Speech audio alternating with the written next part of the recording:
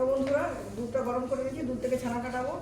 তো ছানা কাটানোর জন্য এখানে একটা বাটিতে নিয়েছি জল, জলের মধ্যে দিচ্ছি 1 চামচের মতো ভিনিগার দিয়ে আমি ছানাটা কাটিয়ে নেবো। দুধটা আগে থেকে ফুটিয়ে নিয়েছি। এই যে ছানাটা কাটাবো, সেই ছানাটা দিয়ে আমি ছানার পেড়া বা মন্ডা যেটা বলা হয় সেটা বানাবো। দেখুন অল্প অল্প করে জল মেশানো ভিনিগারটা নিয়ে এখানে দিয়ে দিচ্ছি আর দিব, নাড়াচাড়া করতে থাকবে। ওইভাবে আস্তে আস্তে দিতে দিতেই দুধ থেকে ছানাটা তৈরি হয়ে যাবে। তো বন্ধুরা দেখুন ভিনিগার দিয়ে আস্তে আস্তে নাড়াচাড়া করতে করতে দুধ থেকে ছানাটা তৈরি হয়ে গেছে। যেহেতু মিষ্টি বানাবো, যে কোনো ধরনের মিষ্টি, তার পেড়া মন্ডা বানান, রসগোল্লা বানান, মিষ্টি বানানোর ক্ষেত্রে হলে দুধ থেকে যখন ছানাটা কেটে যাবে গ্যাসের ফ্লেমটা অফ করে দিতে হবে। তারপর কিছুক্ষণের মধ্যে ছানাটা এই জল থেকে তুলে নিতে হবে। টক জলের মধ্যে যদি বেশিক্ষণ ছানাটা থাকে, ছানাটা শক্ত বা চিমড় হয়ে যায়, সেক্ষেত্রে মিষ্টিটা ভালো তৈরি হয় না। তো বন্ধুরা আস্তে আস্তে এটা আমি এখান থেকে তুলে নিচ্ছি, তুলে জল ঝরিয়ে নেবো। আর যেহেতু ভিনিগার দিচ্ছি 4-5 বার জল পাল্টে এটা খুব ভালো মতো করে ধুয়ে নিতে হবে। তো বন্ধুরা দেখুন ছানার জল থেকে তুলে নেওয়ার পর খুব ভালো মতো 5-7 বার জল পাল্টে ধুয়ে নিচ্ছি, যাতে ছানার মধ্যে ভিনিগারের গন্ধ না থাকে। তারপর নিগড়ে জলটা বার করে দিয়েছি। এবার ছানাটা মোটামুটি 200 গ্রামের মতো হয়েছে। ছানাটা হাত দিয়ে খুব ভালো মতো মেখে নিচ্ছি। ছানার সাথে খুব বেশি যেহেতু পেড়া বানাবো, খুব বেশি চিনি দিব না। দেখুন এখানে 50 গ্রামের মতো চিনিটা অ্যাড করছি। চিনিটা দিয়ে খুব ভালো মতো মেখে রেখে দেবো। মাখার সময়টা খুব ভালো মতো মাখতে হবে। ছানার যত মিহি করে মাখা হবে, ছানার পেড়াটা তত ভালো হবে। তো বন্ধুরা দুধটা গরম করে নিয়েছি, দুধ থেকে ছানা কাটাবো। তো ছানা কাটানোর জন্য এখানে একটা বাটিতে নিয়েছি জল, জলের মধ্যে দিচ্ছি 1 চামচের মতো ভিনিগার দিয়ে আমি ছানাটা কাটিয়ে নেবো। দুধটা আগে থেকে ফুটিয়ে নিয়েছি। এই যে ছানাটা কাটাবো, সেই ছানাটা দিয়ে আমি ছানার পেড়া বা মন্ডা যেটা বলা হয় সেটা বানাবো। দেখুন অল্প অল্প করে জল মেশানো ভিনিগারটা নিয়ে এখানে দিয়ে দিচ্ছি আর দিব, নাড়াচাড়া করতে থাকবে। ওইভাবে আস্তে আস্তে দিতে দিতেই দুধ থেকে ছানাটা তৈরি হয়ে যাবে।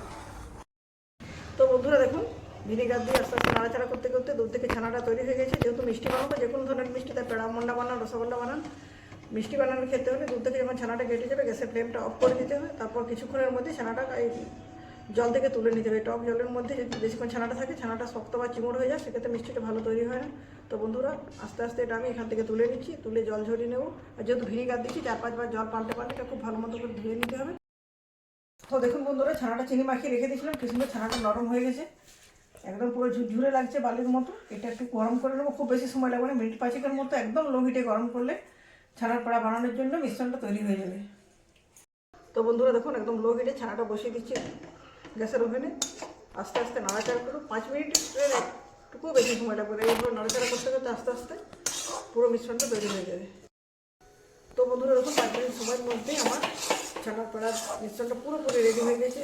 যেহেতু চিনি মাখিয়ে দিয়েছিলাম, কড়াইতে দেওয়ার পর কিছুটা একটু জলীয় অংশটা বেরিয়েছিল, একটু ভেজা ভাব লাগছিল। কিছুক্ষণ নাড়াচাড়া করতে করতে পুরো শুকনো হয়ে গেছে। দেখুন কড়াই থেকে মিশ্রণটা ছেড়ে যাচ্ছে। এবার গ্যাসের ফ্লেমটা অফ করে দিচ্ছি। এটা সবসময় বানানোর সময় গ্যাসের ফ্লেমটা একদম লোতে রাখবেন। হাই হিটে যদি করেন সেক্ষেত্রে কী হয়, আগে পুড়ে যাবে, কালারটাও খারাপ হয়ে যায়।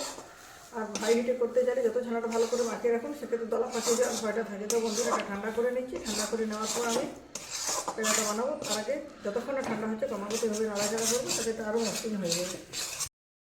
তো বন্ধুরা দেখুন পেড়া বানানোর জন্য মিশ্রণটা পুরোপুরি রেডি হয়ে গেছে। হাত দিয়ে মেখেও নিয়েছি, কতটা শুকনো হয়ে গেছে দেখুন। এরপর কিছুটা করে মিশ্রণ নিয়ে গোল বলের মতো করছি। তারপর একটা ছাঁচ নিয়েছি, ছাঁচের সাহায্যে আমি চাপ দিয়ে একটা আকৃতি দেওয়ার চেষ্টা করছি। এটা আপনি হাত দিয়েও করতে পারেন, এরকম কোনো ছাঁচ থাকলে নিজের পছন্দ মতো যে কোনো একটা শেপ দিতে পারেন। তো বন্ধুরা দেখুন কত সহজেই ছানার পেড়াগুলো তৈরি হয়ে যাচ্ছে।